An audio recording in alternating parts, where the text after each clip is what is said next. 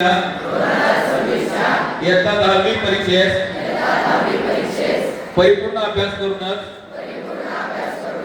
सामोरे जाईल। मी उत्तीर्ण होण्यासाठी परीक्षेत कोणत्याही गैरमार्गाचा अवलंब करणार नाही किंवा परीक्षेपूर्वी गैरमार्गाचा विचारही करणार नाही। जर कोणी गैरमार्गाचा विचार करत असेल तर त्यास गैरमार्गापासून परावृत्त करेल। परीक्षेला सामोरे जाताना नियमांचे काटेकोरपणे पालन करेल।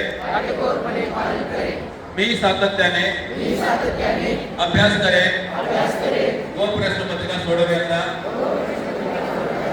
सराव करेल।